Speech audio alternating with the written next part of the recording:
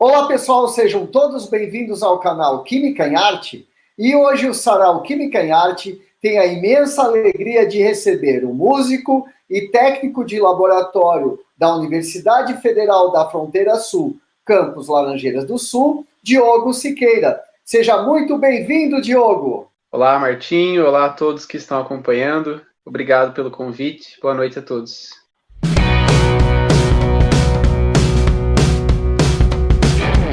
Uma imensa alegria, Diogo, receber você hoje aqui, já que trabalhamos juntos aqui em Laranjeiras do Sul há muitos anos, desde 2012, chegamos praticamente juntos na universidade e nos conhecemos, inclusive, Diogo, numa festa onde você estava tocando violão. Foi um momento muito incrível. E compartilhar toda essa trajetória sua aqui, de vida e musical, vai ser uma imensa alegria.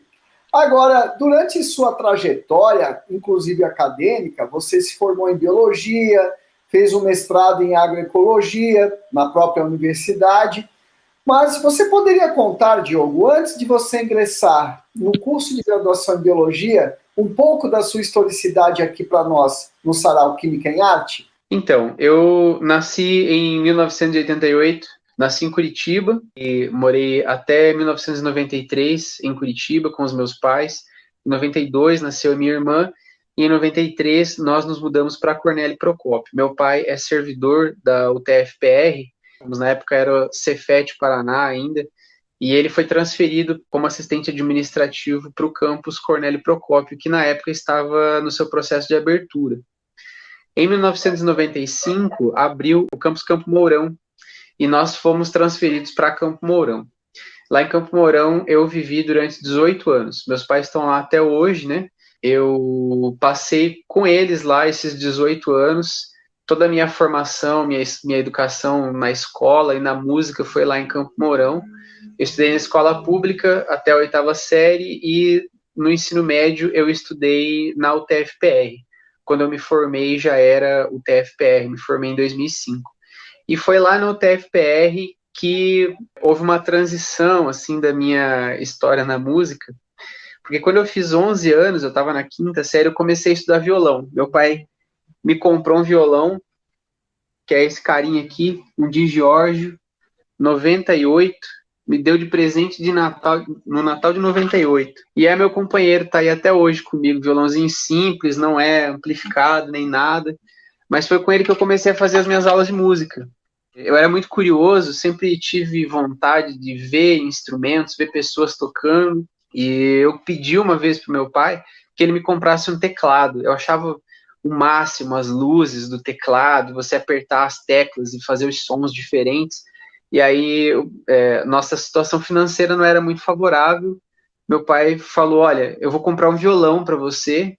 E aí, se você se desenvolver bem com a música, se você gostar de música, eu compro o teclado que você quiser. Eu pensei, bem, não vai ser um mau negócio, né? Eu vou começar com o violão. Comecei e no final eu acabei que eu me interessei mais pelas cordas do que pelas teclas e deixei o teclado para trás, né? A gente brinca assim, né? Quando pega um teclado e tal, vê na casa de um amigo, de outro, acaba fazendo alguma coisinha. Mas o meu gosto mesmo é pelo violão. E curioso que depois eu mudei para bateria, né? Mas o começo mesmo foi no violão. Bom, Diogo, você comentou aqui que preferiu um violão para chegar no teclado. E aí depois você descobriu a bateria ao longo dos anos aí na sua vida. Mas esse teu envolvimento com a música, a partir de que momento em sua vida ela começou a ser mais intensa? E em que momento houve essa necessidade de buscar mais conhecimento na música? Então, eu comecei quando meu pai me deu esse violão de presente, por essa curiosidade que eu tinha, e eu comecei a fazer aulas com uma amiga da nossa família, que é musicista, compositora, maestrina, né, a professora Cristina Prevedel, lá de Campo Mourão, e ela foi a minha primeira professora de música. Quando ela estava montando a escola ainda, na casa dela, né, não era assim, não tinha um nome formal, inclusive, da escola, né, era a professora Cristina Prevedel. E ela começou a bolar entre os alunos para fazer apresentações no Teatro Municipal, Campo Mourão é um município que investe muito em cultura, e isso foi uma coisa muito marcante para mim, tanto na música quanto no teatro, porque eu também já fiz cursos rápidos de teatro, mas eu ensinei algumas peças.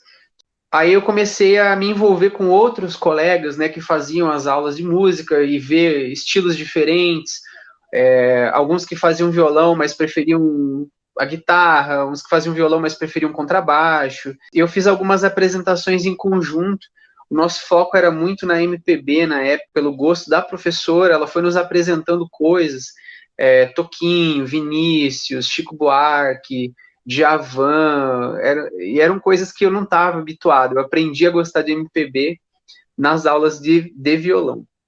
Concomitante a isso, nós montamos um grupo, um coral infantil, que era o Grupo Tupiniquim, e tinha esse nome porque nós pegávamos músicas brasileiras, assim, de compositores famosos, inclusive do Hélio Zinskid, que é o compositor das músicas do Castelo Rá-Tim-Bum, de outros programas infantis de televisão. O cara é um dos gênios da música brasileira, pela criatividade, como tipo o Arnaldo Antunes, assim, era outro que também nós eventualmente fazíamos alguma abordagem, né, dentro do nosso contexto, e o grupo era formado por crianças de 6 até... Eu era um dos mais velhos, estava com uns 12 anos, 12 para 13 anos na época, e aí eu fiquei fazendo aulas de violão, de música, com a Cris, e interessante que ela, assim como eu e minha família, éramos membros da Sociedade Espírita Meimei, lá de Campo Mourão. Meus pais são até hoje, e nisso nós decidimos formar um conjunto de musicalização infantil dentro da Sociedade Espírita Meimei, e aos poucos foi surgindo o grupo Encanto, que é um grupo que existe até hoje, que é o coral da Sociedade Espírita Meimei. Então, quando tinha os eventos, palestrantes de fora, quando tinha eventos regionais, eu passei a fazer parte do coral Encanto, né?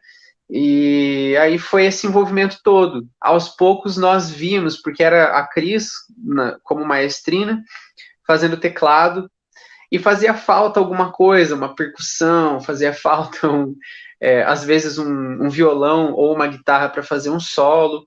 O marido dela, que é o Marcelo Pereira, toca violão, canta também, sempre fez parte desse contexto todo de música com a gente. Ele foi meu evangelizador, inclusive, na época da juventude, um grande amigo meu. Os filhos deles também sempre envolvidos com os grupos, com a música. E acabou que, quando eu cheguei ali nos meus 15 anos, eu estava fazendo ensino médio, eu pensei, eu vou parar de fazer as aulas de música para me dedicar aos estudos. Isso foi um momento ruim, assim, foi uma escolha que eu fiz, mas eu considero que teve um aspecto negativo, porque eu parei de fazer aula de música para estudar. E aí eu não estudei música e também não estudei na escola. Mas eu consegui, né, me desenvolver bem, curioso, sempre fui atrás, consegui me formar no tempo certo. E com os amigos na escola, a gente levava o violão para as aulas, na hora do intervalo tocava, ia no contraturno fazer atendimento, ficava a tarde inteira, daí a gente sentava no gramado tocar violão. Eu fui aprendendo muito com os colegas da escola, né? Um tocava bateria, outro tocava baixo, e um ensinava o outro, e assim eu tive esse desenvolvimento, tive contato com vários instrumentos nessa época, e aí foi bem importante para o meu desenvolvimento dentro da música. Bom, Diogo, você comentou aqui conosco nessa sua vivência na música, que ela ocorreu principalmente pela sua vivência na sociedade espírita. Mas muitas pessoas têm dificuldade de diferenciar o que é espiritualismo de doutrina espírita. Você poderia esclarecer aqui para nós? Claro. O termo espiritualismo ele é um termo muito amplo, e isso inclui várias religiões, né? Basicamente, todas as religiões espiritualistas são as religiões que acreditam em espíritos. Catolicismo, os evangélicos, são todas religiões espiritualistas, acreditam que nós temos uma alma, um espírito, né? A doutrina espírita, ela surgiu no século XIX, na França, com Allan Kardec, inicialmente com a intenção de formar uma nova ciência, porque ele se dedicou a estudar alguns fenômenos que estavam acontecendo e que a ciência comum, a ciência da matéria que nós temos nas universidades, não estavam dando conta de explicar. Então ele passou a observar esses fenômenos e sintetizar, fazer um conjunto de conhecimentos acerca disso. Aos poucos ele foi se desenvolvendo dentro dessa perspectiva. O encaminhamento que essa ciência foi tendo foi um encaminhamento filosófico. Então ele começou a perguntar sobre Deus, sobre qual é o sentido da vida, por que estamos aqui, de onde viemos, para onde vamos. Nisso ele entrou numa abordagem filosófica, e quanto mais ele se aprofundava nessa filosofia, ele percebeu que ela veio trazendo consequências religiosas, porque fala sobre Deus, fala sobre moral, fala sobre bons costumes. Muitas pessoas têm um conflito assim de, espiritismo não é religião. Não, na verdade, a doutrina espírita ela é uma doutrina com um tríplice aspecto. Ela é, ao mesmo tempo, ciência, filosofia e religião. Não tem como nós desmembrarmos um desses 3 pontos, porque há uma observação fundamentada dentro da ciência. Essa observação nos leva a reflexões filosóficas, e essas reflexões têm uma consequência religiosa. E isso é uma coisa interessante porque nenhuma outra religião se dedica à filosofia ou à ciência como a doutrina espírita faz. Normalmente aborda-se um tema ou outro tema, as que são mais abertas vão mais para a filosofia, a teologia, é uma ciência muito grande, muito interessante, mas a doutrina espírita é a ciência que se dedica ao estudo dos fenômenos espirituais, né? Enquanto todas as nossas outras ciências sociais, humanas, naturais, se dedicam ao estudo da matéria. Basicamente essa é a diferença. E é interessante porque o espiritismo apoia muito a arte, porque a arte é a expressão dos nossos sentimentos de uma forma mais profunda do que as palavras poderiam expressar. Então, lá na Sociedade Espírita Meimei, sempre tive muito incentivo. Nós tínhamos os teatros, nós fazíamos jograis, nós declamávamos poesias, tipo, no Dia das Mães, no Dia dos Pais, no Dia das Crianças nós tínhamos encenação de teatros, para o Natal fazemos toda essa homenagem a Jesus, que é considerado dentro da doutrina espírita como o único modelo para nós de perfeição moral, de caminho a seguir, e é também considerado o guia de toda a humanidade do planeta Terra. Então, a doutrina espírita, muitas pessoas confundem com outras vertentes espiritualistas, filosofias espiritualistas, mas o fato é que nós somos cristãos. Os princípios básicos da doutrina espírita são Deus, a imortalidade da alma, a possibilidade de espíritos encarnados, nós, nos comunicarmos com espíritos desencarnados, espíritos que não têm corpo, né? No caso, através da mediunidade, que é uma faculdade natural, a reencarnação, que é uma consequência da justiça divina sob a ótica espírita, e também a existência de vida em todos os planetas, em todos os sistemas planetários existentes do universo. Porque não dá para nós acharmos que Deus criou entre toda essa imensidão cósmica um planeta, e nesse único planeta que é o nosso, que é pequeno, que nós estamos em uma galáxia pequena, com um Sol que está entre os menores, porque só nós com vida, né? A razão nos leva a afirmar que é diferente disso. E a doutrina espírita nos traz essas reflexões.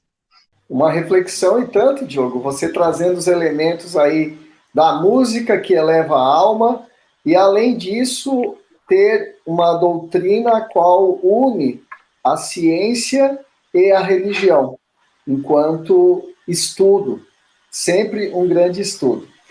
Essa sua percepção da música enquanto elevação da alma ou expressão da alma é algo que realmente, quando você escuta uma música clássica, por exemplo, que você entra num estado de transe, literalmente, onde acalma o ser. Diogo, agora, sobre a música Roteiro, de João Vitor Ferreira, o que ela significa em sua vida? Essa música surgiu em um momento muito interessante. Eu estava numa transição psicológica, um momento de redescoberta, eu já estava formado, foi um pouco antes do concurso, inclusive, né? na Sociedade Espírita Meimei, eu me juntei com mais 2 amigos, a Gabriela e o Rafael, que são irmãos, muito queridos amigos meus, e nós decidimos montar um grupo. Nós não sabíamos muito bem como iríamos conduzir esse grupo, mas nós queríamos abordar essa parte da arte musical, né, com esse objetivo de elevação mesmo. Nesse momento, eu fiz uma escolha que para mim foi um pouco difícil. Nem todas as pessoas conseguem se adaptar a tudo aquilo que a gente acha bacana, né? Eu comecei a afinar o meu violão em uma tonalidade um pouco mais sutil. Em vez de afinar o Lá em 440, que é o 440 Hz, que é o padrão da nossa música, eu comecei a afinar em 432. Baixei um pouquinho a frequência da nota Lá e passei a afinar, né, todas as cordas a partir daí. Porque nós estávamos lendo na época, eu, a Gabi e o Rafael, algumas coisas relacionadas a esse potencial da música, né, da música clássica, por exemplo, que você mencionou, de nos provocar sentimentos mais nobres, de tranquilidade, de calma, até mesmo conduzir a estados de cura, que algumas filosofias acabam abordando aí, mas atualmente tem se popularizado mais. Essa música Roteiro é do João Vitor Ferreira, lá do Rio de Janeiro. Ele é um compositor e musicista espírita. E quando nós ouvimos, foi assim, a Gabi estava garimpando na internet atrás de música, ela viu uma apresentação desse rapaz no YouTube e ela falou assim, cara, isso casa perfeito com a voz do Diogo. E aí ela trouxe, né, num dos nossos ensaios, ela falou, cara, escuta isso aqui, a gente precisa gravar isso aqui. Eu falei, massa, vamos ver então, né? E quando começou, assim, o som do violão, eu pensei, nossa, mas isso deve ser muito difícil, é cheio de desenhinho ali.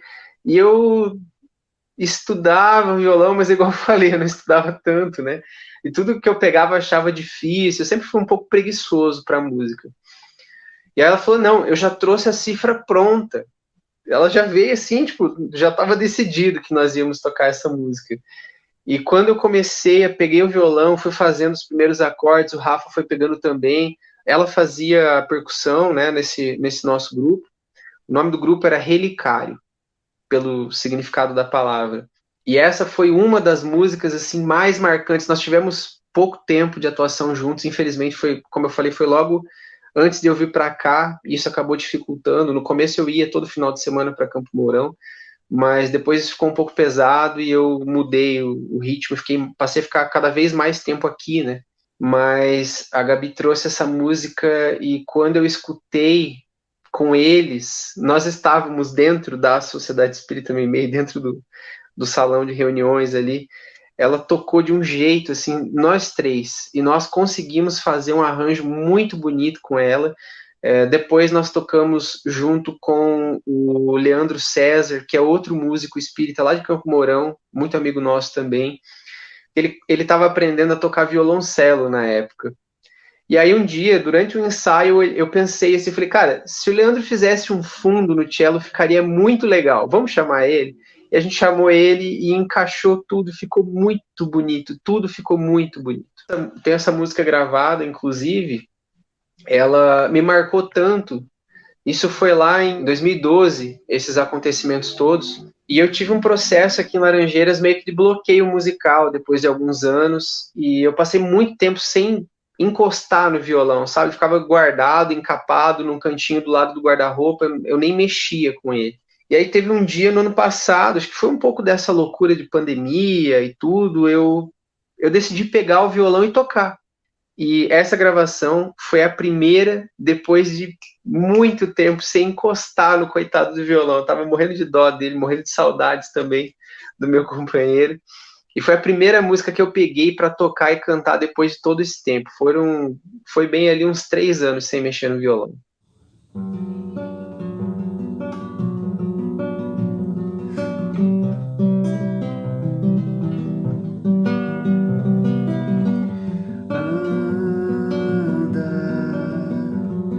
Desperta,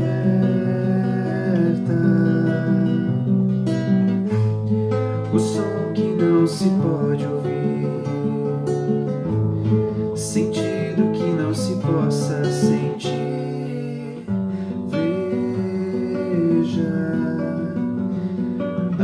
luzes deslumbram no horizonte. No monte areia branca reflete o luar. Se faça sentir onde não há motivos para alguém querer amar. Se faça luz e vaguear, roteiro para a redenção.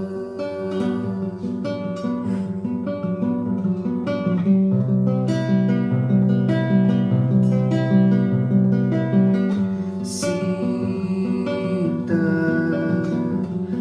o Cristo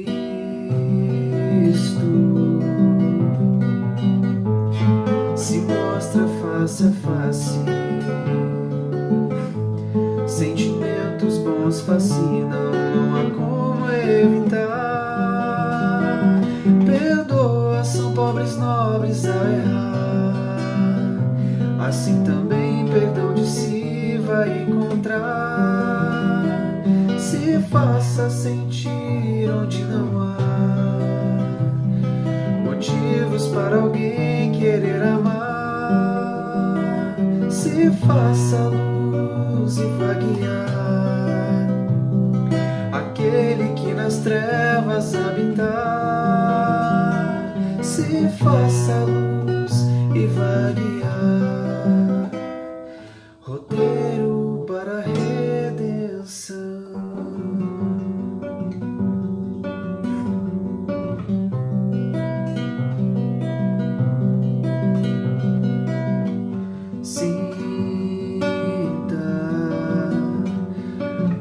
Cristo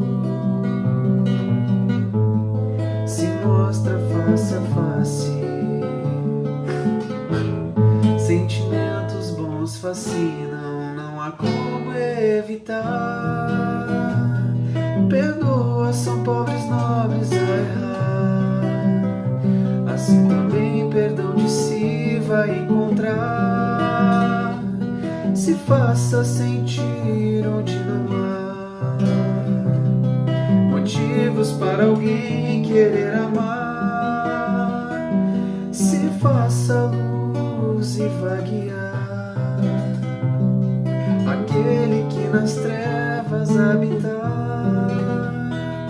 Se faça sentir e vaguear, roteiro para a redenção.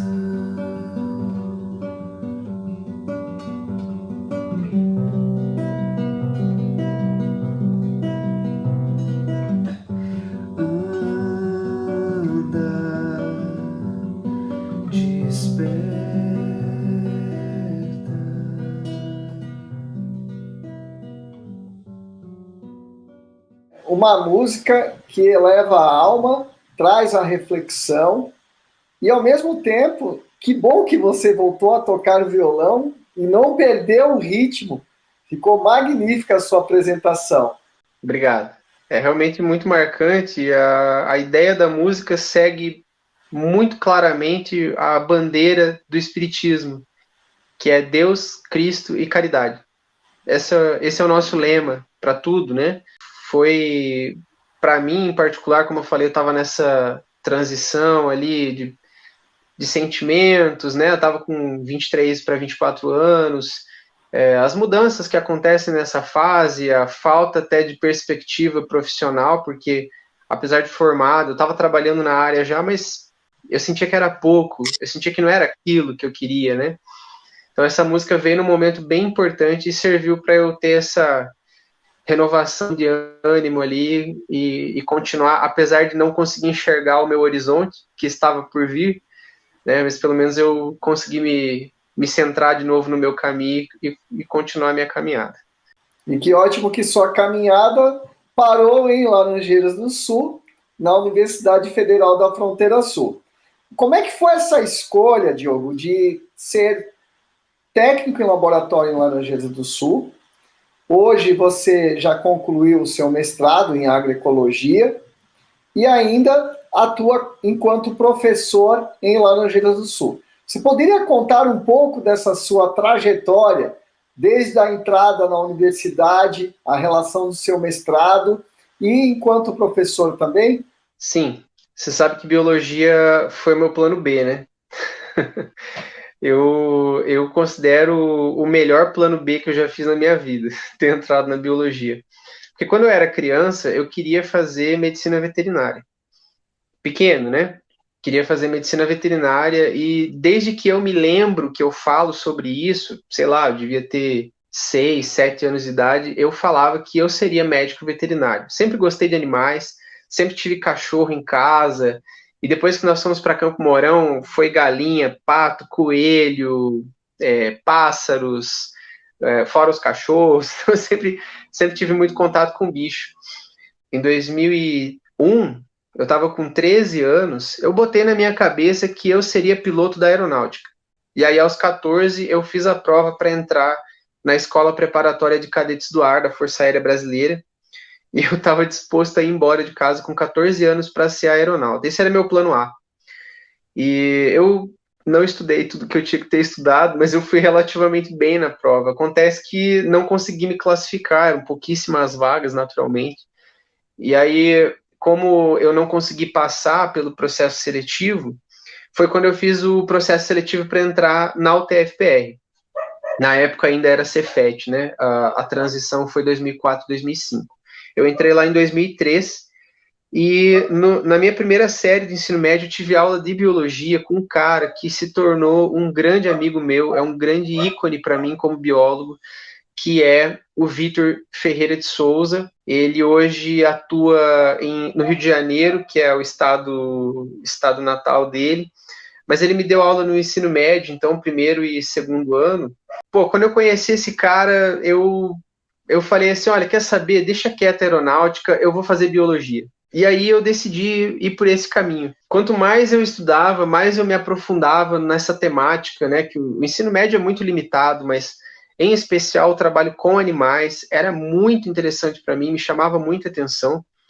Se eu não estou enganado, foi em 2004 que eu fui, em janeiro de 2004, eu fui para Bombinhas, em Santa Catarina, e me desgrudei da minha família uma hora e saí andando pela praia sozinho. Cheguei numa região com pedras, e aí eu comecei a ver os animais, né? Tinha alguns peixinhos pequenos que chegavam na borda, mas eu achei estrelas, achei anêmona, achei pepino do mar, e eu comecei a olhar aquilo ali, né? É um mundo que eu, apesar de eu ir sempre para a praia, as praias do Paraná não tem muitas pedras, com exceção de Caiobá e Guaratuba, que eram regiões onde eu não ia com frequência. E ver isso tudo lá em Bombinhas me despertou uma curiosidade imensa. Decidi, assim, ali, naquele dia em Bombinhas, no final de tarde, era tipo mais 7h30 da noite, eu decidi que eu ia fazer biologia mesmo, né? Pensei no Vitor, falei, não, é isso que eu quero. Só que é curioso que eu não queria ser professor, nunca quis ser professor, nunca gostei da ideia de ser professor. Mas quando eu fui fazer a faculdade, a única opção era a Federal do Paraná, que eu iria fazer o bacharelado. Eu fiz a primeira fase e a faculdade integrada em Campo Mourão, que foi onde eu me formei, porque eu não fui fazer a segunda fase da Federal do Paraná, por alguma razão, assim, que é dessas coisas que a gente não sabe dizer bem o porquê. Eu não fui fazer na Federal do Paraná a minha graduação. Fiz lá em Campo Mourão mesmo, na faculdade particular, uma faculdade muito boa, aliás, muito, muito grato pelas experiências que eu tive. E lá na faculdade, meu professor de zoologia foi o Alexandre Monkowski, que hoje é professor de zoologia aqui no campus Laranjeiras do Sul. Curiosidade é que o Monkowski era amigo do Vitor Ferreira, que me deu aula no ensino médio. E eu, né, cheguei e falei, cara, minha disciplina favorita vai ser zoologia, por causa do professor Vitor dele. Ah, o Vitão? Eu falei, você é amigo do Vitão? Eu falei, sim, sou amigo do Vitão. Eu lhe contei das experiências e tudo, fiquei muito amigo do Monkowski, somos amigos até hoje, inclusive, parceiro de trabalho meu aí. Enfim, cada vez mais eu fui me aprofundando, né, dentro da biologia. Só que como a minha escolha foi o integrado, o único curso disponível na época era licenciatura, então eu fui fazer licenciatura mesmo. No finalzinho do curso, a gente começou a ter didática, práticas pedagógicas. Fui estudar desenvolvimento infantil, psicologia infantil, e eu tenho um gosto especial pela psicologia, e também não sei o porquê, acho muito interessante, tenho muita curiosidade nessa área, e me desenvolvi super bem, sabe? No curso de licenciatura. As minhas práticas, né, eu ir para a escola, dei aula para o ensino fundamental, achei terrível, não consigo trabalhar com crianças. Mas quando eu comecei a dar aula para o ensino médio, eu falei, mano, é isso aqui. É muito legal, gostei, tá aí, as minhas notas foram excelentes na disciplina, no meu relatório de estágio, fui muito bem avaliado. E aí eu já decidi emendar nessa pós que eu peguei lá dentro do integrado mesmo, que era a pós-graduação em Educação, Ensino e Docência. E lá na pós em Ensino e Docência eu conheci muita coisa que me chamou a atenção, em particular a pedagogia Waldorf. A pedagogia Waldorf é um método diferente, né? Não é nada parecido com a escola tradicional que nós estamos habituados aí a ver. O Rudolf Steiner, que é o cara que desenvolveu a pedagogia Waldorf, me chamou muito a atenção. Por algum motivo eu gostei demais do jeito dele, da forma como ele abordava o desenvolvimento infantil. As escolas Waldorf obrigatoriamente trabalham musicalidade dentro do currículo delas. E aí eu fui me encantando nisso e fiz o meu artigo de conclusão do curso, foi sobre a pedagogia Waldorf. Uma loucura, fiz sem orientação direito, fiz meio sozinho, assim, mas eu bolei um texto, fiz lá um apanhado todo. Pô, me envolvi tanto nessa área da educação que acabei entrando para trabalhar no integrado, como assistente de laboratório, não era nem técnico, era assistente lá. Eu comecei a fazer os experimentos na área de química, bioquímica, trabalhei no laboratório de anatomia humana, anatomia animal, fisiologia do exercício. E essa coisa de laboratório, eu achei muito bacana. Eu tive contato com um professor lá do curso de farmácia, o professor Sérgio Valentim, que é um baita de um pesquisador, assim, ele faz as coisas também por conta, ele leva os alunos e vai atrás e desenvolve as pesquisas. E eu pensei, pô, eu quero trabalhar com pesquisa. E dentro de uma universidade é o lugar ideal para trabalhar com pesquisa. Né? A gente não consegue valorizar, às vezes, esse papel da universidade dentro da ciência, mas o fato é que é fundamental. A universidade é tipo o start para muitas pesquisas que depois vão para institutos, vão para laboratórios privados, né? Mas muitas coisas começam dentro da universidade. E era isso que eu queria, era esse ponto de começo das pesquisas. Isso me atrai muito, sabe? E aí surgiu a oportunidade de fazer o concurso, e eu não pensei duas vezes, eu tinha R$ 100, né? Eu tava com R$ 100 guardado nessa época, conversei com alguns amigos, eu falei, olha, R$ 50 é para minha inscrição, R$ 50 é para ajudar com a despesa de viagem. Eu não tenho dinheiro para hotel, eu não tenho dinheiro para mais nada, para alimentação, se vocês me bancarem, eu vou dirigindo e levo vocês para fazer o concurso. E aí a gente foi. E eu passei em primeiro. Passei em primeiro. Os outros não competiram comigo, né? Não eram para o mesmo cargo, felizmente.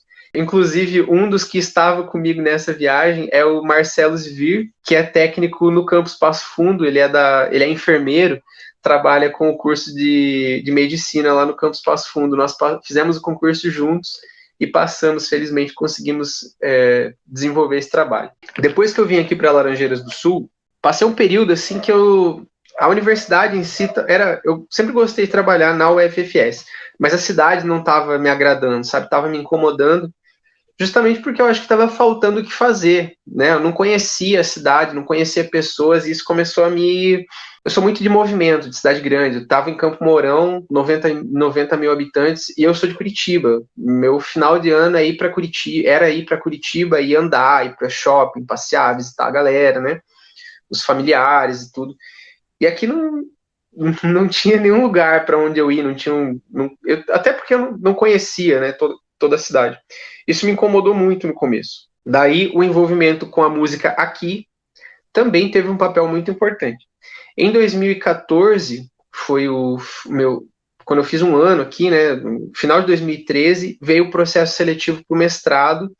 O professor Lisandro Bonomi era o coordenador de laboratórios na época, me convidou para fazer a prova, eu fiz, fiquei bem classificado, passei e falei, não, vou fazer, né, e entrei, fiz o mestrado em 2 anos, trabalhei com frutas, voltado assim um pouco para a parte de alimentação.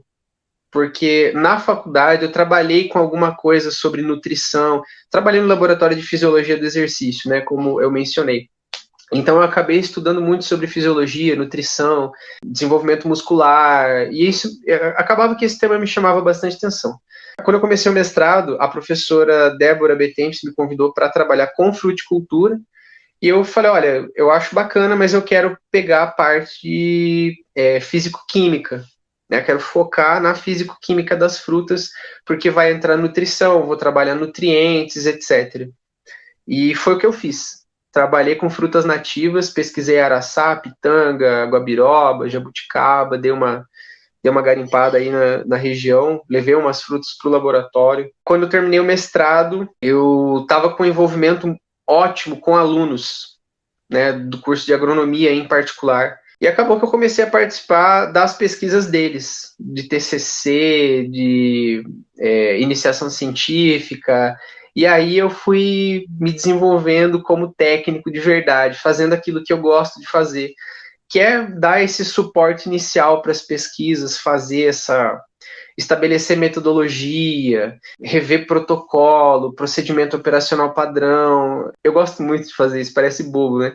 Mas é o que eu realmente gosto de fazer. E no ano passado, pandemia, eu estava aí com meu filho já com 2 para 3 anos, virou essa loucura, né, o mundo. Uma amiga daqui que eu conheci no Centro Espírita Renascer, aqui de Laranjeiras do Sul, do qual eu sou membro, a professora Giovana Garcia veio conversar comigo e falou, olha, eu tô com a ideia de abrir uma escola, vai ser assim e tal, mas não vai ser tradicional, vai ser humanista.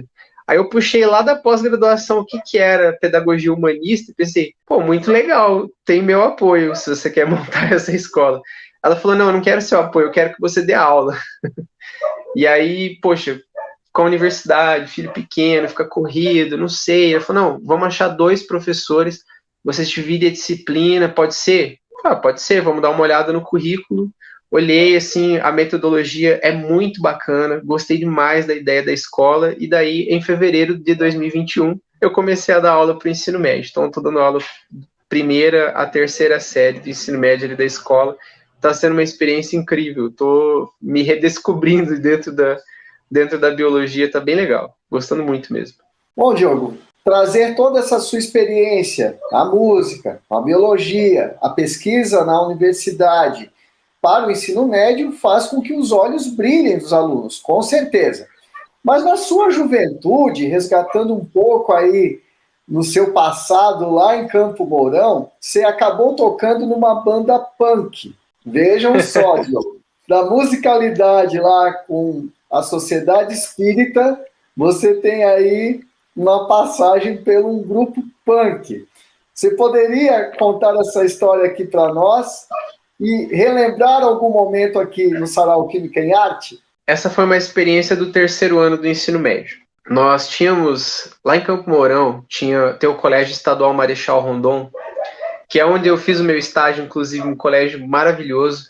Hoje ele foi convertido para uma escola cívico-militar, né, nesse projeto de militarização das escolas, e eles faziam lá um festival de música chamado Maredon, que é de Marechal Rondon, né? O Maredon, ele era dominado pela cena punk. As bandas punk da cidade, assim, tinha algumas, inclusive uma amiga minha tocava numa banda chamada Lolipunk, a Camila, era baterista, uma excelente baterista, e também foi uma das pessoas que me chamou a atenção, assim, porque, a bateria é um instrumento muito legal e curioso, a questão da coordenação motora, e isso também serviu para instigar a minha curiosidade para esse instrumento. E lá pelas tantas, um dos meninos que estudava comigo, nós estávamos no 2º ano ainda, o Wesley, o apelido dele Barça, era o CDF da sala, Barça por causa da enciclopédia Barça, né? Os mais jovens estão vendo aí agora, antigamente nós tínhamos uns livros gigantescos que nós chamávamos de enciclopédia, que era a nossa Wikipedia de livro. E aí uma delas, a mais famosa para nós, era Barça, e esse amigo chamava Barça. A gente chamava ele de Barça. Amigão meu, o cara é formado em jazz, baterista. E foi ele que de fato me ensinou a tocar bateria. Tenho uma gratidão, um carinho enorme por ele, uma pessoa com carisma assim espetacular. E aí ele fez uma banda nós estudávamos no Cefet, né? E uma das regras da escola é usar um guarda-pó, um jaleco por cima do uniforme. Nós tínhamos o uniforme e tínhamos o jaleco, que era tradicional do Cefet, isso. E aí eles fizeram uma banda chamada Jalecos Blues. Aí tinha o Evandro e o Wesley, que eram da minha turma. O Evandro, guitarrista, também outro amigo meu, toca bem demais. E os meninos que eram da terceira série no baixo e no vocal. Quando o pessoal do terceiro ano se formou, acabou a banda Jalecos Blues. E aí um dia, conversando dentro da nossa turma, nós falamos, pô, mas Rodrigo toca guitarra, o Danilo canta, o Luiz toca baixo, o Diogo toca guitarra, vamos fazer uma banda nós. E aí nós fizemos essa nossa banda. Pensamos em um nome, e não conseguimos chegar a lugar nenhum, né? Acabou que o nome da banda virou Esperma de Bode. Nós estávamos numa fase assim, de muita afronta contra os professores, de rebeldia, é da idade, né? Nós achamos que seria super adequado esse nome para nossa banda. E por que uma banda punk, né? Na verdade, a nossa banda era anti-punk. Se você for pegar todas as letras que nós compusemos, e isso foi entre agosto e dezembro, nós escrevemos umas 26 músicas. Óbvio que nós não gravamos nada, nós não tínhamos dinheiro, não tínhamos equipamento, e também não tínhamos disciplina para isso, né? Mas nós tocamos no Festival do Ensino Médio que teve em 2005, nós estávamos já no terceiro ano, né? Agosto ou setembro, nós tocamos para a turma mesmo, para a galera do ensino médio ali, e na nossa formatura nós decidimos não contratar banda, nós fizemos o show. Então eu devo ter isso aí perdido em algum DVD, a apresentação da banda. Quando eu passei no vestibular na Federal, os meninos vieram raspar minha cabeça, eu falei, não raspa minha cabeça não, eu quero que vocês raspem só na lateral, assim, deixa um moicano, e daí eu fiquei de moicano. No final de 2005, tem o vídeo, né, que nós podemos passar aí. A banda compôs aí, entre várias músicas, uma foi a Punk no SUS, que é uma composição minha, inclusive. Claramente é cópia de Ramones, eu não me toquei na época, mas foi uma experiência muito engraçada. Aí, como a cena lá do Maredon, tinha todas essas bandas punk lá em Campo Mourão, nós decidimos fazer uma banda anti-punk. Então, as nossas músicas eram zoando os punks da cidade.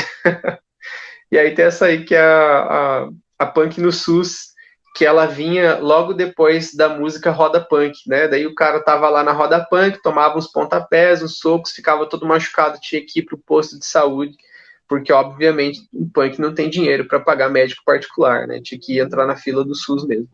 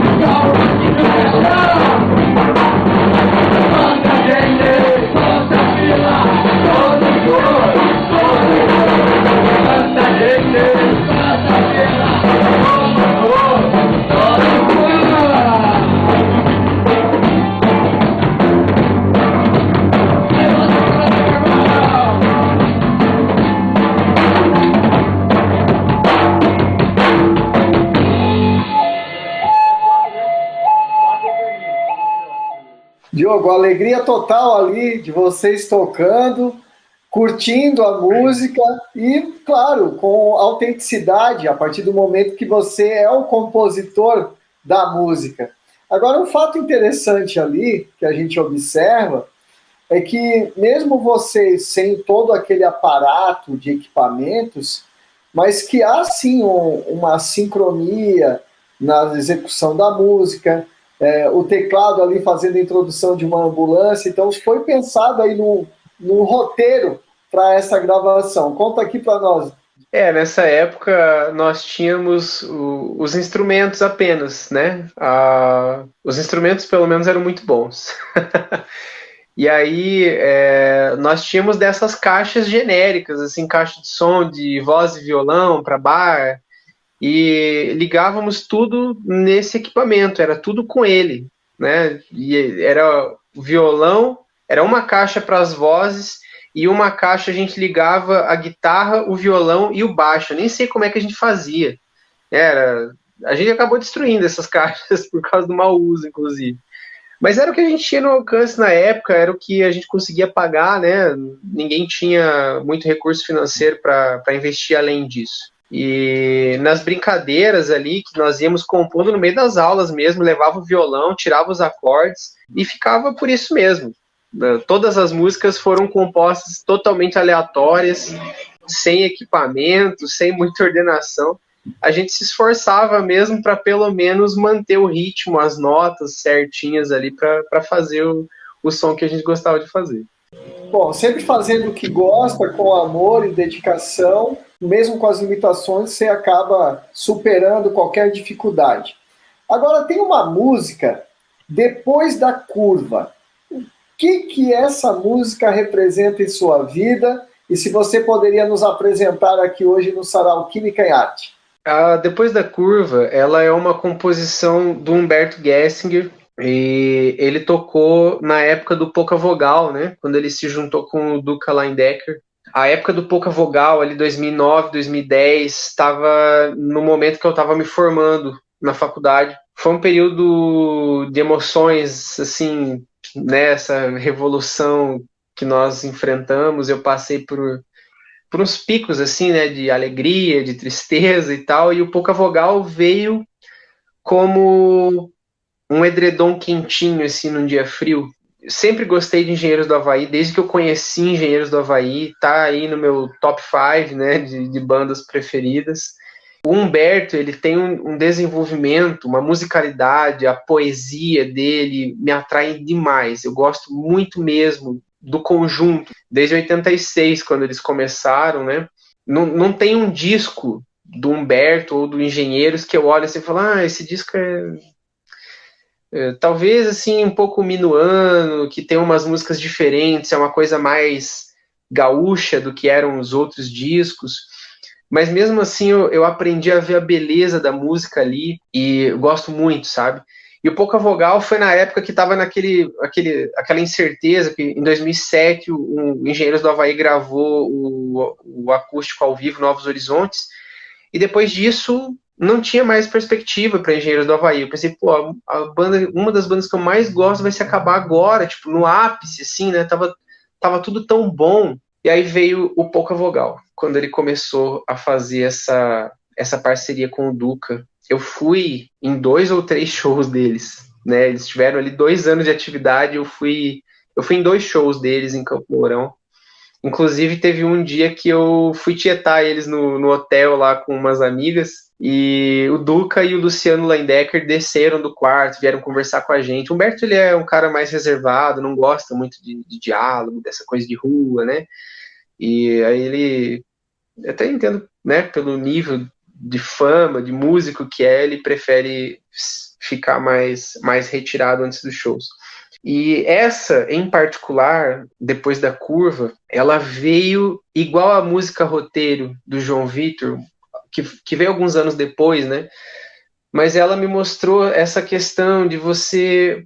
existem dias ruins, mas não são só os dias ruins. Vai ter mais coisa. Você já teve dias bons e outros dias bons virão, né? Também veio nesse aspecto, assim, de esperança, de levantar o ânimo, de não ligar para os problemas que estavam acontecendo, respirar fundo e tocar o barco, né? E me chamou mesmo a atenção por causa desse aspecto otimista. Aliás, Pouca Vogal é uma banda extremamente otimista. Aconselho todo mundo a escutar Pouca Vogal e prestar atenção na letra. Não é só essa música, mas essa foi uma que eu peguei no violão e também fui tirando brincando, assim, sabe? Foi muito rápido. É uma das músicas que tem essa coisa que às vezes eu tô fazendo uma coisa aleatória, por exemplo, eu tô lavando meu tênis na lavanderia e aí eu tô cantarolando e de repente eu paro assim, eu começo a fazer os acordes no ar e falo, pô, eu acho que eu sei tocar essa música. Daí eu corro, pego o violão, pá, e sai, flui, assim. É uma das formas que eu tenho de tirar a música e me chama muita atenção. A música Is There Anybody Out There, do Pink Floyd, que tocou no começo, eu aprendi a tocar enquanto eu dormia. Eu sonhei que eu morava com os meus pais ainda na época, eu estava fazendo a faculdade. Eu sonhei que eu estava tocando essa música em um show com o Pink Floyd. E Pink Floyd é a minha banda número 1 desde a época do ensino médio, nunca saiu dessa posição e provavelmente nunca vai sair. E eu sonhei, assim, que eu estava no palco com o violão, com esse violão meu, dedilhando e tal, eu acordei, assim, porque eu me assustei, né? Eu pensei, nossa, muito fácil. Eu peguei o violão no meio da madrugada, tirei da capa e comecei a tocar e tal. Aí minha mãe apareceu e falou, o que é que você tá fazendo? Você não tá dormindo? Eu falei, eu tava, mas eu tive que parar para ver se eu sabia tocar essa música que tava tocando.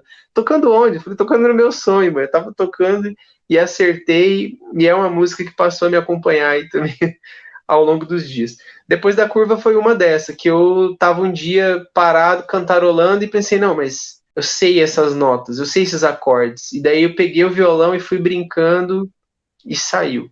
Sempre tem, né, quem toca, você toca também, a gente sempre tem uma música que chega num momento que parece que é aquela música. Depois da Curva foi essa música pra mim, quando eu tava, um pouco antes de eu terminar a faculdade, bem no finalzinho de 2009.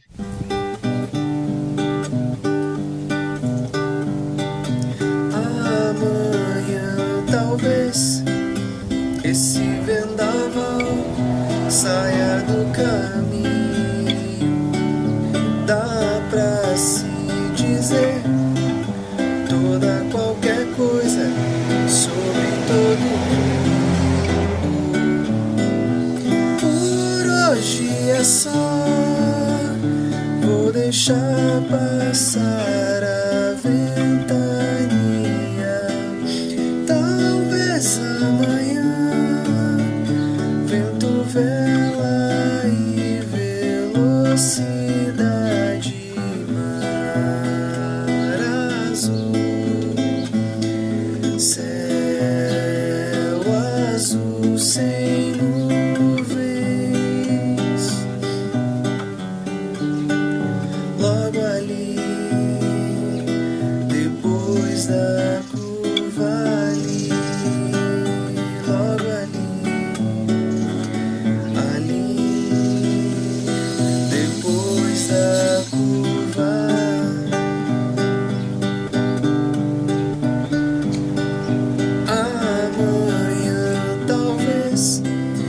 Esse temporal faz todo sentido.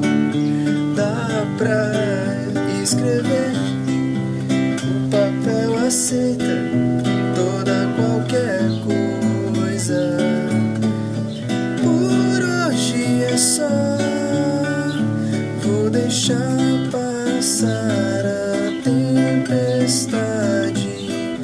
Talvez amanhã água pura e toda a verdade, mar azul, céu azul sem nuvens, logo ali, depois da curva ali, logo ali.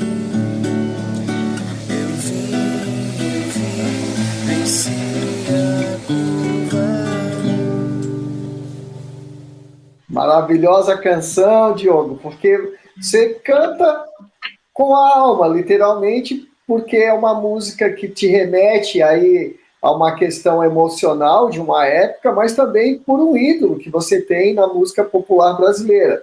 Para além de Engenheiros do Havaí, para além de Pink Floyd, quais são as suas influências musicais, para além dessas bandas que você citou, e sobre a música Sereníssima?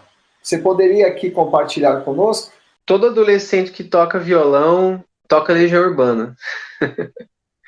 E eu tive um dos primeiros CDs assim que eu ganhei de presente na pré-adolescência ali foi As Quatro Estações do Legião, que é de 93. E foi um disco que me acompanhou ao longo da adolescência e depois na faculdade por muito tempo. Esse foi um dos que eu escutei até furar, assim, literalmente. E eu comecei a gostar da Legião por conta disso, né? Teve o lançamento, entre nós se popularizou muito o acústico MTV, né, de 92 deles.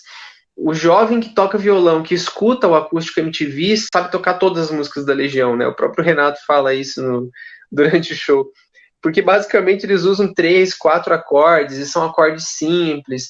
E é como eu falei, eu conheci primeiro a Legião, mas eu sempre gostei muito de Engenheiros do Havaí. Só que se você for pegar Engenheiros do Havaí para tocar no violão, um moleque de 17 anos não vai estar interessado em tocar, a não ser que o cara seja um fenômeno do violão. Não são acordes simples, é MPB mesmo, é uma coisa mais clássica, né? São estruturas mais eruditas da música. Legião não, Legião é um violão popular e acaba que você vai pegando gosto, né? Foi um momento ali no final do ensino médio, época da faculdade, que a gente fazia as rodinhas de violão, ia pra rua tocar violão, tocava no centro espírita, tocava no intervalo na faculdade, ou a gente fazia viagem, tipo, ia pra praia. Teve uma oportunidade que eu fui pra praia, levei o violão, sempre levava o violão, né? Pô, foi sensacional. Eu me juntei com mais 2 ou 3 amigos, nós fomos pra Caiobá, nós estávamos numa galera, né? Fomos pela associação da UTFPR, ficamos na Associação de Servidores Públicos do Paraná lá, e a gente saiu uma noite, assim, a gente foi fechando os bares, sabe? A gente sentava no lugar, pedia alguma coisa para beber e dali eu tocar violão. Ia, e o pessoal, daí a pouco chegava o dono do bar e falou, viu, a gente já tá fechando e tal, a gente ia embora. Talvez a gente estivesse cantando e tocando mal demais e eles expulsavam a gente, né? Mas a gente prefere achar que eles estavam só encerrando o expediente mesmo. Mas foi muito divertido que você pega o violão, começa a tocar pra galera e as pessoas vêm pedindo uma música, vêm pedindo outra música. E aí algumas você sabe, tem outras que você pensa assim, falou, pô, eu acho que eu consigo tirar na hora. E você vai brincando ali e vai saindo uma coisinha ou outra. E acaba sendo bem interessante. Na minha época de ensino médio, né, começo dos anos 2000 ali, tinha um cara que não lembro, ele é do Rio Grande do Sul, não me lembro de qual município, o Rato, e ele saiu o Brasil afora fazendo o show Rato Acústico. Esse cara foi um fenômeno, ele tocava Rita Lee, tocava Legião, tocava Lulu Santos, pô, ele tocava, eu nem me lembro mais, ele fazia um show assim de umas 2 horas e pouco, só tocando voz e violão, era só ele, sabe? E isso foi um incentivo para mim que foi muito marcante. Eu pensei, eu tenho que pegar todas essas músicas do Rato e aprender a tocar, porque era isso que tocava. Você entrava no carro de um amigo, estava tocando isso. Você ia visitar alguém, estava tocando isso. Ia na sorveteria, estava rolando na TV o show Rato Acústico, sabe? Que era... foi uma super produção da época. Teve outros músicos que seguiram por esse mesmo caminho e acabaram ampliando um pouco essa questão da voz e violão, né? Como eu falei, lá da época que eu estava fazendo as aulas, que eu participei do Coral Encanto, eu tive muito contato com a MPB. Então, eu pegava alguma coisa de Milton Nascimento, pegava Lenine, pegava Zé Cabaleiro. Tem uns caras aí que eu nem lembro o nome, sabe? Porque, tipo, João Gilberto... João Bosco, caras que eu não costumo ouvir, mas eles têm uma beleza tão grande na música e foi o que realmente me incentivou a querer tocar violão. Eu não vou falar que eu toco violão de forma maravilhosa, mas é por causa desses caras. A MPB teve um papel essencial como incentivo para eu tocar violão. E eu, hoje, se eu paro e penso assim, falo, não, vou tocar Paciência, do Lenine. Eu não conheço nada de Lenine, né? Eu gosto de deixar ouvir. Paulinho Mosca é outro cara incrível que nós temos aí. Fora os grandes, né? Chico Buarque, Vinícius, Toquinho, que já mencionei, Rita Lee, tem caras incríveis. Mas a gente acabava que na hora de tocar mesmo pra galera, fechava em Legião, tocava Raul Seixas, tocava muito Ventania, principalmente pro pessoal da faculdade, a galera se amarrava em Ventania. Ventania é um voz e violão de São Tomé das Letras, em Minas Gerais, um cara muito maluco, que usa um chapéu de duende, assim. Você vê o cara na rua, você vai dizer que o cara é um mendigo, mas ele é um músico brasileiro, cara muito bom, tem umas composições muito engraçadas, né? Aí eu tive bastante influência do rock gaúcho, por causa do Engenheiros no começo, mas eu comecei a escutar muito Nenhum de Nós. Nenhum de Nós me levou a ouvir David Bowie, automático, né, por causa de Astronauta de Mármore, principalmente. E David Bowie é um cara também, assim, que se você começar a ouvir David Bowie, só tem duas opções: ou você não gosta ou você ama. E ele não tem assim, não tem um estilo, né? Ele tocou pop, ele tocou rock psicodélico, fazia alguma coisa de surf music no começo. Então é um cara para todos os gostos mesmo. Do Brasil, eu acho que foram mais essas, assim, em especial Legião, Engenheiros e o que veio depois de Engenheiros. O Dado Villa-Lobos, guitarrista da Legião Urbana, eu acompanho o trabalho dele até hoje. Inclusive, ele fez a trilha sonora de um filme chamado Bufo e Spallanzani, com Tony Ramos, Zé Maier, um filme incrível, muito bom, é um dos melhores filmes brasileiros que eu já vi. Bufo e Spallanzani, um filme policial, excelente. E a trilha sonora é toda do Dado. Tem uma música em particular que se chama O Mal é Contagioso. Se pesquisar no YouTube tem aí, quem faz o vocal é o Fausto Fawcett, que era um músico maluco dos anos 80 também aí do Brasil, cara muito bom. E de fora do Brasil, o primeiro contato que eu tive foi em casa mesmo. Um dia eu tava revirando, assim, meu pai, na época que eu era criança, ele tava muito numa vibe música gaúcha. Então, ele escutava, tipo, Gaúcho da Fronteira, Renato Borghetti, tinha alguma coisa de Tonico Tinoco, Filhos do Rio Grande, Trio Parada Dura, Teixeirinha. Eu cresci ouvindo sanfona em casa direto, e Martinho da Vila, que meu pai tem um gosto especial pelo Martinho da Vila, né? Samba. E aí um dia eu tava revirando, que eu ajudava minha mãe, tinha uns 8 anos isso, eu ajudava minha mãe a limpar a casa e tal, e achei um cassete, achei uma fita. Tava escrito Kiss. E quando eu tinha 8 anos, tava em alta a banda Beijo, de axé. Você deve conhecer, né, Martim? Deve lembrar da banda Beijo. E aí eu peguei aquela fita e fui pro meu pai, assim, né? Escondi a fita no bolso e cheguei nele e falei assim: pai, o que significa Kiss? Ele falou: Kiss? Kiss significa beijo. Eu falei: então a banda Kiss é tipo a banda Beijo dele? Não, não tem nada a ver uma coisa com a outra. Por quê? Eu falei: não, é porque eu achei essa fita aqui lá no meio das tuas coisas de música. Aí eu queria saber o que era. Eu falei: coloca lá pra você escutar. E era o álbum Destroyer, de 74. Esse foi o primeiro álbum de rock de muita gente. E comigo não foi diferente. Foi amor à primeira vista. Já começa com a música Detroit Rock City. É uma destruição, assim, né? Tem som de barulho de motor de carro, explosões, uma coisa toda. Eu me apaixonei por Kiss. Esse álbum acho que deles é o mais marcante para mim. E depois disso veio muito do glam rock dos anos 70, com Gary Glitter, Twisted Sisters, BTO, Slade. Meu pai ama Slade e escutava bastante Slade em casa com ele, na casa de amigos. Essa parte de glam rock foi mesmo muito marcante para mim, teve uma participação bem importante no meu desenvolvimento da música. E hoje eu tô naquela fase agora, assim, de querer resgatar essas primeiras coisas que eu ouvi para tirar no violão e tocar, sabe? Slade tem umas músicas muito boas para tocar no violão, né? Eles não tem nada a ver com acústico, né? É rock mesmo. Mas eu acho sensacional. Pô, daí os clássicos, né? Beatles, quando eu conheci Pink Floyd também foi amor à primeira vista, já foi tipo pra primeira do topo de uma vez. Nazaré tem uma influência muito grande para mim. AC/DC, Led Zeppelin, Black Sabbath em particular é uma banda que eu acho sensacional. A partir daí, eu comecei a ver coisas diferentes. The Doors também, gosto bastante.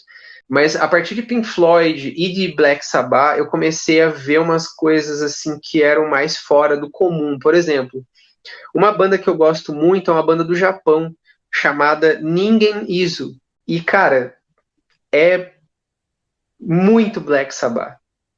Só que é uma banda japonesa. Para nós soa até engraçado a forma deles cantando, porque eles cantam tudo em japonês e é sensacional, gosto demais, né? A influência principal deles é Black Sabbath e Kiss.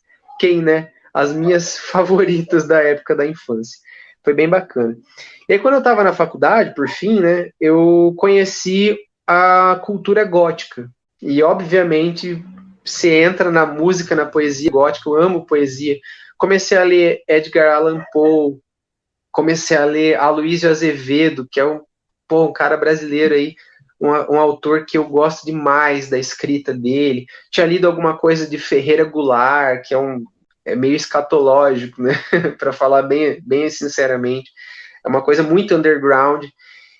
E aí eu comecei a escutar as bandas de metal gótico, metal sinfônico primeiro, e até que eu encontrei uma banda chamada Lacrimosa, da Alemanha. A banda surgiu em 91, eu conheci lá em meados de 2006.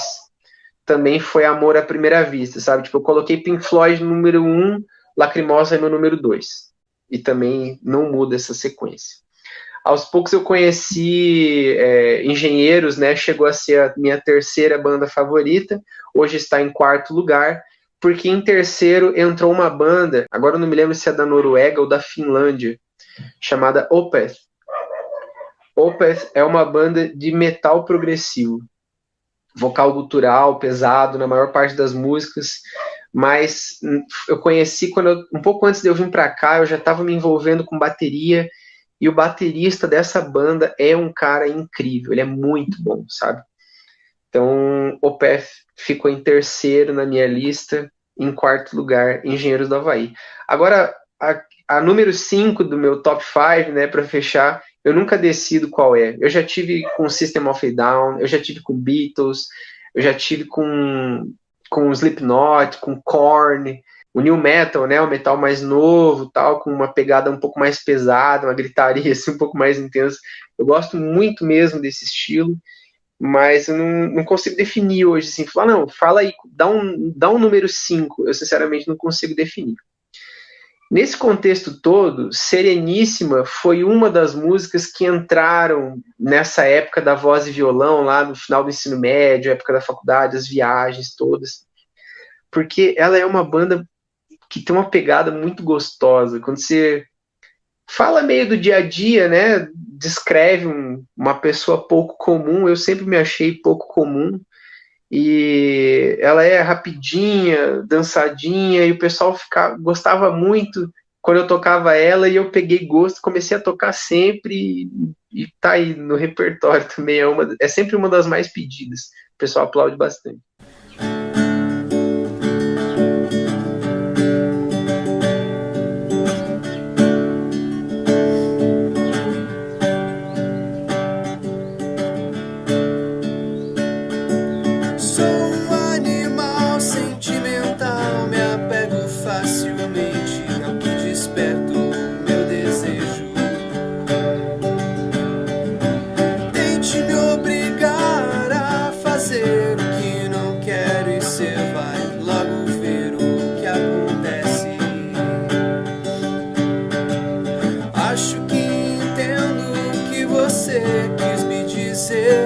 Mas existem outras coisas.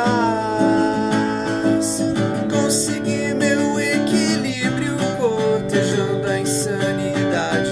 Tudo está perdido, mas existem possibilidades. Tínhamos a ideia, mas você mudou os planos.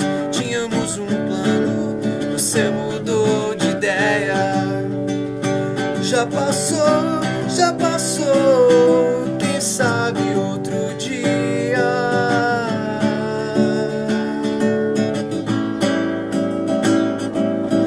Antes eu sonhava, agora já não durmo. Quando foi que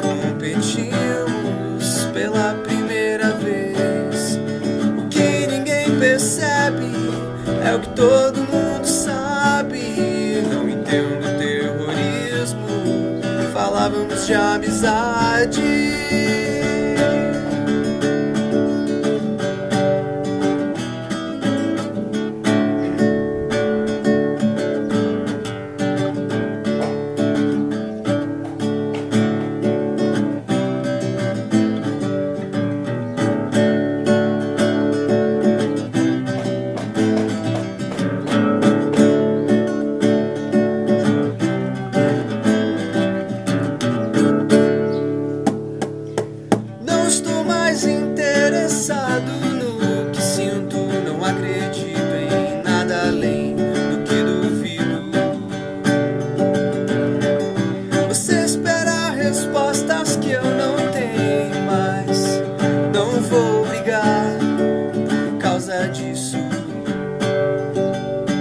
Até penso duas vezes se você quiser ficar.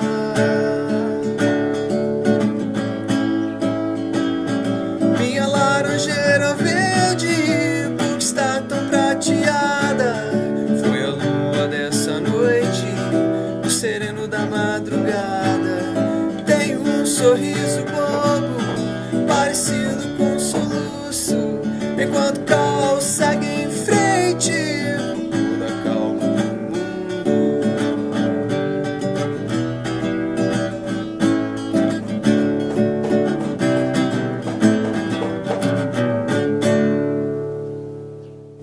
Bom, Diogo, a música alegríssima que acaba contagiando as pessoas que estão em sua volta pela alegria que é transmitida.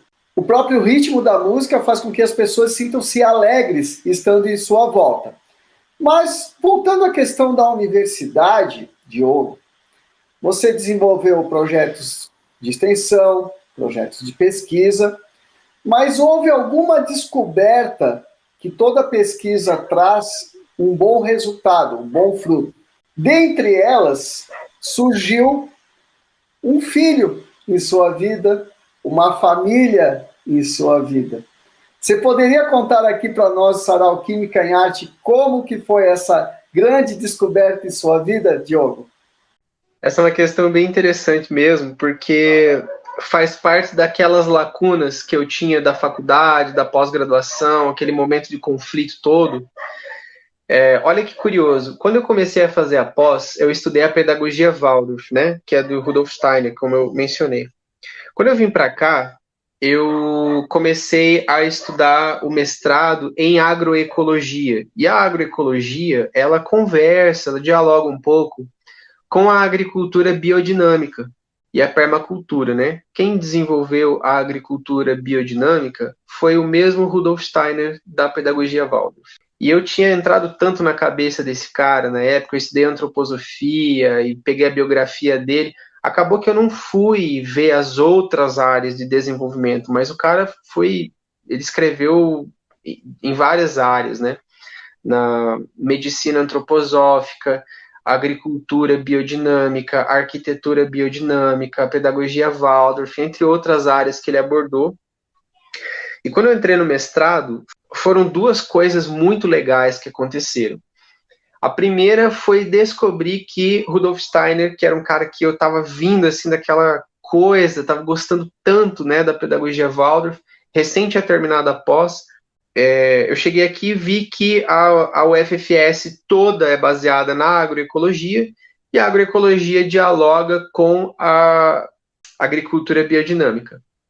Isso foi uma coisa que me chamou a atenção e me deu mais vontade de estudar agroecologia ainda, né? Super bacana. E quando saiu o resultado do processo seletivo, que saiu a minha aprovação, eu compartilhei no Facebook. E eu nunca tive uma coisa assim contra ter contato com os alunos que eu atendia no laboratório. Então eu ia adicionando no Facebook, no Instagram, ia conversando com os alunos, né? Até porque a gente fazia as pesquisas juntos. E uma dessas pessoas me chamou para conversar, e era a Yasmin. E ela falou, pô, vi que você passou no mestrado, que legal. Como é que é? E aí eu fui descrevendo as disciplinas, como que era, o contato com os colegas, a abordagem, né? E uma vez eu perguntei assim, falei, você tem interesse em entrar no mestrado em agroecologia? Ela falou, não, é que eu sou formada em agroecologia, eu fiz o curso técnico. E eu pensei, pô, que massa, né? Encontrei mais uma pessoa que é de fora e que também é agroecologia, porque até então eu nunca tinha escutado falar em agroecologia. E aí nós nos tornamos amigos assim, falando sobre agroecologia. Uma vez eu publiquei qualquer coisa sobre espiritismo no meu Facebook e ela me chamou para conversar de novo. Ô, você é espírita? Não, porque eu já tinha visto alguma coisa, eu queria conhecer. Aí eu falei, olha, na próxima quinta-feira eu farei a explanação do Evangelho lá no Centro Espírita Renascer. Se você quiser ir me assistir, eu busco você e a gente vai junto. E aí nós fizemos isso, começamos a conversar sobre agroecologia e espiritismo. E aos poucos as coisas foram acontecendo, ali em torno de 6 meses, nós já estávamos, começamos com o envolvimento, e mais 6 meses nós decidimos morar juntos, e aí as coisas foram acontecendo. Em 2017, a gente descobriu que ela estava grávida do Arthur, né, que é o nosso único filho. Ele nasceu em setembro de 2017, e aí foi outra revolução, né, porque é o primeiro filho, né, não tem nem o que falar. A gente muda completamente nossa rotina, nossos hábitos, os compromissos mudam, a vida vira de cabeça para baixo mesmo. Mas foi muito legal porque esse contato com a Yasmin, ele veio meio que para fechar um ciclo, sabe? Porque eu estudei a pedagogia Waldorf na pós-graduação, eu estudei a biologia na graduação, e era como se, assim, eu fizesse vamos dizer assim, eu estava escrevendo um capítulo de um livro, mas eu não conseguia encerrar esse capítulo, sabe? Aí, antes de terminar o capítulo da biologia, eu comecei o capítulo da pós em educação, e aí eu entrei na pedagogia Waldorf. Eu fiquei pensando assim, falei, cara, eu não tenho foco, eu não estou desenvolvendo. O que eu preciso fazer? O que está faltando? O que estava faltando era eu vir para Laranjeiras, que daí da pedagogia Waldorf eu parti para agroecologia. Isso chamou a Yasmin para minha vida. Ela entrou na doutrina espírita, entrou de cabeça, estudou muito desde o começo, estuda comigo até hoje. E isso foi fundamental para nós nos estabilizarmos como casal mesmo. Nós aprendemos muita coisa juntos, temos uma pancada de livro espíritas, né, que nós compramos, falando assim, não, esse livro aqui é para nós estudarmos, para nós aprendermos a ser marido e mulher. E aí nós vamos estudando juntos, né? Tem alguns livros aí muito bacana. E aí com esse envolvimento todo, ela se formou em agronomia aqui pela UFFS também, já tinha o técnico em agroecologia. Acabou que nós começamos como amigos e nós seguimos como amigos. Isso é muito bom. Eu não me canso de falar para ela o quanto eu sou feliz por ter escolhido ela como minha companheira e por ela ter me permitido me aproximar, por ela ter me acolhido mesmo, porque eu estava muito mal quando a gente se conheceu, estava numa fase muito deprê, assim, eu estava mal mesmo. Com ela, eu comecei a ver as coisas de uma forma diferente, construir as coisas de uma forma diferente, foi bem interessante, né? E, poxa, dentro da biologia, eu consigo enxergar a doutrina espírita, ou eu acho que é o contrário, né? Dentro da doutrina espírita, eu consigo enxergar a biologia muito claramente, em especial a ecologia, que é a área que mais me atrai.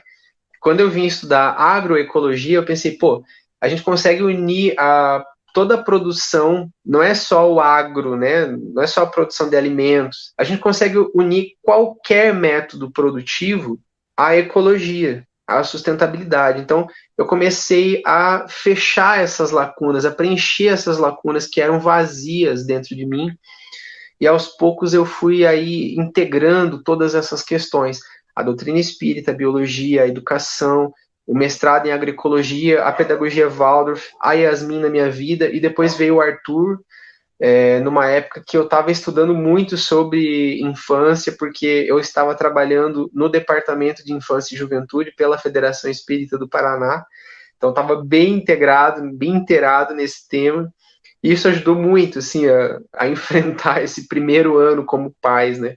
Até brincava com ela no aniversário de 1 ano dele, né? Nós reunimos as nossas famílias, falamos isso aqui, a festa não é do Arthur, a festa é para nós comemorarmos que nós sobrevivemos ao primeiro ano.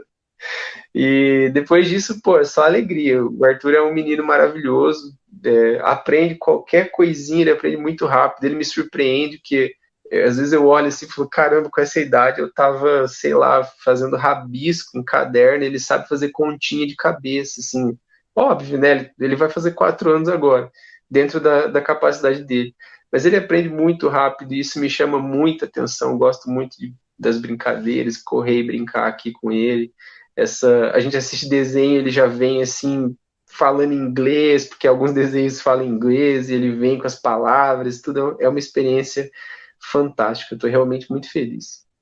Não sei se eu vou encarar um segundo filho, não, mas com ele está sendo excelente, muito bom mesmo. Bom, essa tua alegria contagiante, contando aí a história de constituição da sua família, o fechamento de um ciclo, isso não ocorreu por acaso e tu sabes bem disso, né, Diogo? Com certeza. Eu nem sabia que Laranjeiras do Sul era Paraná. Aliás, eu não fiz o concurso para Laranjeiras do Sul. Eu fiz o concurso para Realeza. E quando eu fui para lá, imagina, Realeza com 13, na época estava com 13 mil e poucos habitantes, uma cidade minúscula. Eu não gosto de cidade pequena. E eu me apaixonei por Realeza. Eu falei, cara, esse é o lugar para onde eu quero vir. Quero vir para Realeza. Só que daí, na época, eu tava naquela aflição de querer sair de Campo Mourão. Uma pessoa do administrativo lá de Chapecó me ligou e falou, viu, tem uma vaga em Laranjeiras do Sul, você tem interesse? Eu falei, é Santa Catarina? É muito longe? Ela falou, não, é no Paraná, é perto de Campo Mourão. Eu falei, beleza, então eu vou. E eu mandei por e-mail a carta de intenção lá e vim para Laranjeiras, não fazia ideia. Mas com certeza foi o melhor lugar do mundo para você estar hoje. Foi. Meu melhor plano B, falei já, né?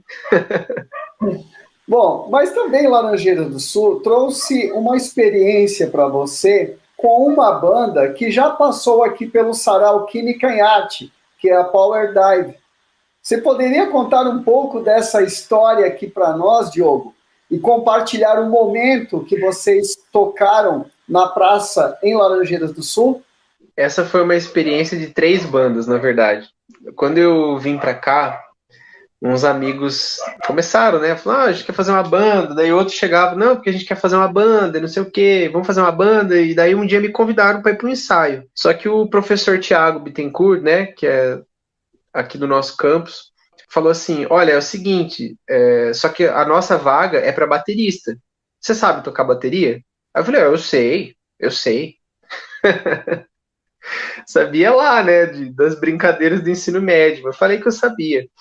Então você vai tirar essas músicas aqui. Ele me passou 3 músicas. Era Simple Man e Sweet Home Alabama, do Lynyrd Skynyrd, e Little Wing, do Jimi Hendrix. Ele falou, tira essas 3 músicas e vai lá, que daí eu te apresento pra galera. Foi quando eu conheci, inclusive, o professor Mariano Sanches, e o professor Paulo Nunes, professores da economia aí do nosso campus. Pô, foi uma experiência muito legal, fiz amizade com eles, começou assim, né, e o nome da banda era Los Sanches por causa do Mariano. O Mariano pediu para sair da banda e nós ficamos assim, tipo, pô, não dá para manter o nome, né, melhor a gente desatrelar para não ficar sempre pesando para cima dele, né, sei lá.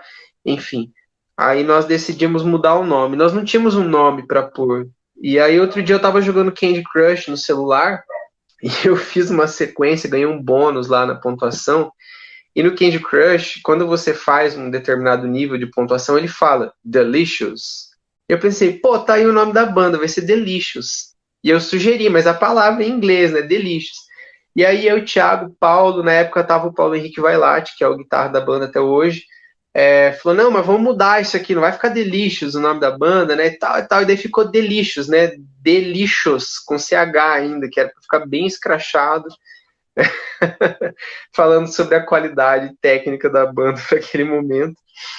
Mas foi interessante que a coisa foi crescendo a partir daí, né, nós começamos a fazer mais apresentações, a banda já estava com um entrosamento legal, eu aprendi a tocar, cara, eu aprendi demais sobre música, sobre bateria, comecei a estudar mesmo bateria para acompanhar, porque principalmente o instrumental, né, tipo, o Thiago e o Paulo Henrique tem uma qualidade absurda de técnica de instrumento, e eu queria chegar lá, eu queria fazer o possível para acompanhar eles, então eu me dediquei bastante.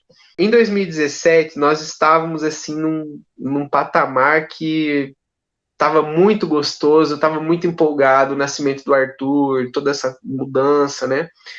Nós nos inscrevemos para um festival de música, o primeiro Quedas Rock Fest, foi em Quedas do Iguaçu.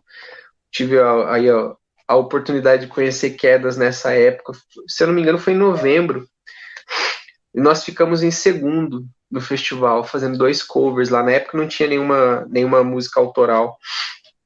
E, pô, fomos muito elogiados no final do festival, e eu fiquei, todos nós, né, ficamos num nível de alegria ali. Nessa época já estava o Jack Rose no vocal, que é o vocal atual, né, o professor Paulo também saiu da banda depois de um tempo, e nós convidamos o Jack para entrar, e ele está aí na banda até hoje. Aí em 2018, as coisas ficaram um pouco mais pesadas para mim, porque o Arthur crescendo e ele criança estava com alguns probleminhas assim de saúde, nós não sabíamos lidar bem, aí eu fiquei muito sobrecarregado mesmo. Aí foi um momento que eu cheguei para os meninos e falei, olha, não consigo continuar. Eu tive que parar mesmo, parei com tudo. E foi nessa época que eu criei um bloqueio com a música, sabe? Sair da banda para mim foi um processo muito pesado, porque eu não queria sair e eu sabia que eu estava saindo porque eu não estava dando conta. E eu tenho isso de me cobrar demais em tudo, né? Eu nunca acho que eu gravo as músicas assim para jogar no YouTube e tal. Eu nunca acho que tá bom. E isso é injusto comigo mesmo, inclusive. E com outras pessoas, né? Tipo, desde lá da Cris, que me ensinou a tocar violão, é injusto com ela, porque eu aprendi a tocar violão porque ela fez um bom trabalho. E eu sei tocar. Eu sei que eu sei, né? O que eu erro é porque eu não me dedico tempo suficiente para isso. Mas acabei deixando a banda nessa época e me afastei um pouco da música ali em meados de 2018. Agora, falar para você da minha experiência na banda, né, como desde a Los Santos até esse período final ali que eu fiquei, que já era Power Dive, né, a partir de 2018, eu acho que foi a maior aventura que eu tive assim, na minha vida. Eu peguei um instrumento que eu não sabia tocar de fato, eu estudei, me dediquei, aprendi a tocar, e o mais legal foi as amizades que surgiram a partir da banda. E isso é uma coisa que não tem nem o que falar, sabe? Em especial o Paulão e o Thiago, que são as pessoas com quem eu mais tenho contato, né? O professor Paulo Nunes e o professor Thiago. Tenho muito contato com eles, até os gostos musicais casam muito, as coisas que a gente conversa, né? Muito bacana mesmo, mas a convivência que eu tive com o Paulo Henrique, a convivência que eu tive com o Mariano, com o Jack, sempre foram momentos muito bons, e foram essas pessoas que me seguraram, assim, Laranjeiras, né? Eu falei que no começo, lá em 2013, era um pouco perturbador para mim ficar sozinho numa cidade, eu adoro ficar sozinho, né? Mas aqui eu estava sozinho porque eu não tinha opção, eu não conhecia ninguém. As primeiras pessoas que eu conheci foram esses caras da banda. Paulo Nunes, Thiago Bittencourt, o Paulo Henrique, o Jack, que veio depois, né, e o Mariano, e foram as primeiras pessoas com quem eu sentava para conversar. Eu sempre me senti muito bem, foram momentos assim que realmente me fizeram viver nesses anos todos. Infelizmente eu não dei conta, precisei sair, né?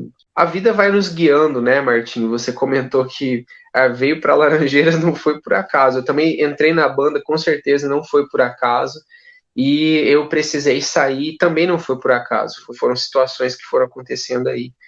Mas é só com carinho e gratidão assim, pelas experiências vividas. Eu sempre quis ter uma banda para tocar para o público, para ter esse contato, fazer, né, essa coisa do showbiz. Eu acho muito legal estar num palco, né? E antes eu fazia música, fazia teatro, fazia poesia, estava participando dos festivais lá em Campo Mourão. Então a banda supriu essa falta que eu estava sentindo desde a época da faculdade, né?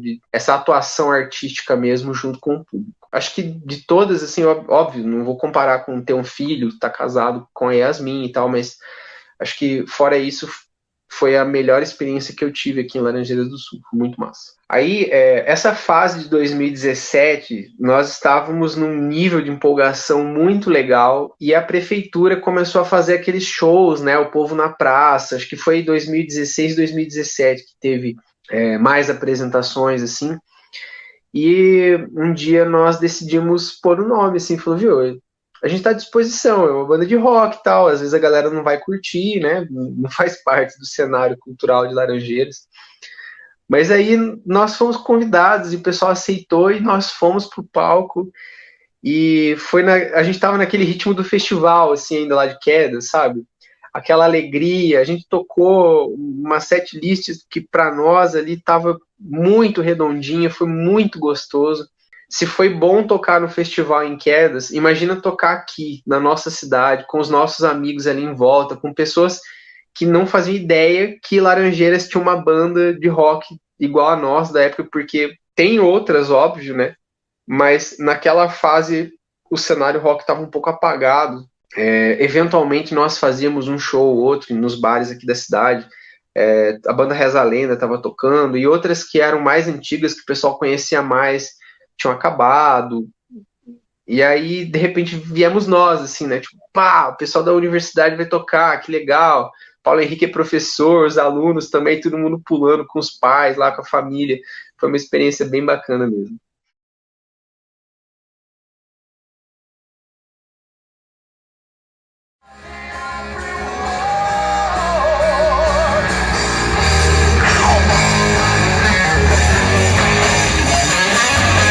Música natalina.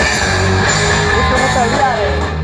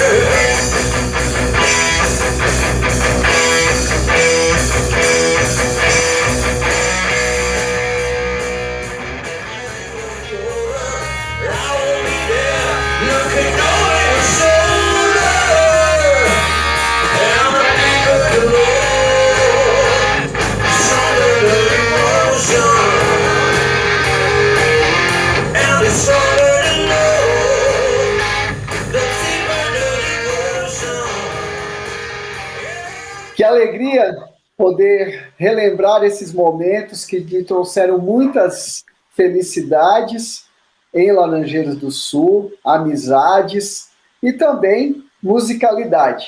Diogo, nós aqui do Sarau Química em Arte gostaríamos muito de agradecer a sua presença aqui hoje para contar um pouco da sua história de vida, da sua formação enquanto músico, enquanto pai, enquanto palestrante da doutrina espírita e também dos seus trabalhos realizados aí durante a sua graduação e o seu mestrado. Fica aqui a nossa gratidão, Diogo. E gostaríamos, Diogo, que você deixasse uma mensagem para todos que estão nos assistindo hoje no Sarau Química em Arte. Bom, Martinho, mais uma vez eu gostaria de agradecer pelo convite, né? É um prazer imenso poder falar sobre música. E hoje, para mim, falar sobre música está sendo quase como um renascimento dentro da música. O seu convite foi um incentivo muito grande para voltar a pegar o violão, tocar e cantar, trabalhar a minha voz, que só estava usando para falar mesmo, né? Tô assim, agora, inclusive eu deixo o violão pendurado na parede, fica dentro do quarto do Arthur, mas eventualmente eu passo, dou uma olhadinha assim, falei, pô, vou pegar o violão, né? Pega, fico brincando ali, canto uma música com ele, uma musiquinha de ninar antes dele dormir, trago o violão para a sala. Esses dias eu peguei o violão, fui para a sala, daí não deu para parar assim para fazer uma música, fui lá pro fundo, levei o violão comigo, aí sentei na rede com o violão, comecei a tocar, o Arthur, vem brincar comigo, larguei o violão em cima da mesa, fui brincar, e foi um dia que eu só levei o violão para dar uma volta pelo quintal. Daqui a pouco eu trouxe ele de volta, pendurei na parede lá, porque não deu para tocar. Mas esse contato com a música tem sido tá voltando esse entusiasmo de falar sobre música, de trabalhar música, de ouvir música, está sendo diferente agora. Então, assim, esse bloqueio que eu criei foi porque algumas pessoas no meu passado me disseram que eu não daria conta de fazer o que eu queria fazer. E hoje, né, eu faço terapia, tenho um acompanhamento. O que eu tenho aprendido se alguém chegar para você e falar que você não vai dar conta, não acredite que você não vai dar conta. Use essa frase como um incentivo para você avaliar o que você precisa fazer e o que você pode fazer. Aí você vai saber se você vai dar conta ou não. Acho que se eu tivesse me dedicado da forma adequada, né, feito as coisas certas no momento certo, eu não precisava ter parado com a música nesse tempo todo. Não estou dizendo que talvez eu não tivesse saído da banda. Provavelmente eu teria saído por questão de compromisso mesmo. Mas eu falo de eu ter ficado mal, eu fiquei doente por isso, por ter me afastado da música. E eu ficar doente me deixou mais afastado da música ainda. Então, hoje eu consigo perceber que foi um erro estratégico meu. Então, a música do Renato Russo fala, né? Nunca deixe que te digam que não vale a pena acreditar num sonho que se tem. E é isso. Se eu tivesse prestado atenção nessa música antes, porque eu tocava muito no violão essa música, se eu tivesse prestado um pouco mais atenção na letra, talvez eu não tivesse sofrido tanto quanto eu sofri nesse período que eu passei afastado da música. Hoje, felizmente, as coisas estão voltando para o lugar, eu estou dando conta de fazer as coisas que eu preciso e voltar a ter o contato com a música, que é um amor que eu tenho da minha vida mesmo. Esse contato com a musicalidade da forma como eu gosto de desenvolver.